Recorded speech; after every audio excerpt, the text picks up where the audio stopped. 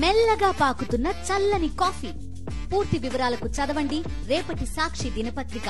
గతంలోన మనం చూసుకుంటే జగన్మోహన్ రెడ్డి గారి పరిపాలనలోన దిశ యాప్ అని ఒకటి పెట్టడం మూలాన ఆంధ్ర రాష్ట్రంలోన మహిళలకి భద్రత అన్నది చాలా చక్కగా ఉండేది. ఎందుకంటే ఆ దిశ యాప్ జస్ట్ ఇలా షేక్ చేస్తే చాలు, ఎక్కడ ఉన్నా కానీ ట్రేస్ చేసి పోలీసులు వెళ్ళటం కానీ, మహిళా పోలీసులు కానీ ఈ దిశ యాప్ ద్వారా మహిళలకు కానీ ఆడపిల్లలకు కానీ చాలా ఎంతో సేఫ్టీగా ఉండే విధానం అన్నది మనం గత 5 ఏళ్ల కాలంలో జగన్మోహన్ రెడ్డి గారి గవర్నమెంట్లో కానీ ఆయన పరిపాలనలో కానీ కొనసాగడం అన్నది మనం చూసాం. కానీ ఈరోజు దేశవ్యాప్తంగా చూస్తుంటే ఆడపిల్లల మీద దాడులు ఎన్ని చట్టాలు చేస్తున్నా కానీ ఈరోజు కర్ణాటకలో జరిగిన విషయం అన్నది చాలా దారుణం. ఆ పాప మీద ఆ విషయాన్ని మాత్రం ప్రజలు ఈరోజు డాక్టర్లు చదువుకుంటున్న ప్రతి ఒక్క పిల్లలు ఈరోజు బయటకు వచ్చి ఎంత నిరసన వ్యక్తం చేస్తున్నారనేది మనం గమనిస్తున్నాం.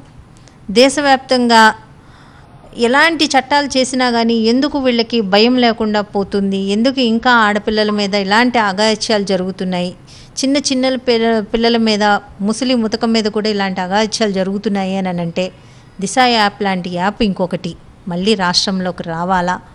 అలాగే ఇప్పుడు ఉన్న హోమ్ మినిస్టర్ గారు అనిత గారు కానీ లేకపోతే సీఎం గారు చంద్రబాబు నాయుడు గారు కానీ దీని మీద ఒక దృష్టి సారించి దిశ యాప్ లాంటి యాప్ ఇంకొకటి తీసుకొచ్చి ఇప్పుడు ఉన్న రక్షణ కోసం అన్ని రకాల చర్యలు చేపట్టాలని నేను తెలియజేసుకుంటున్నాను.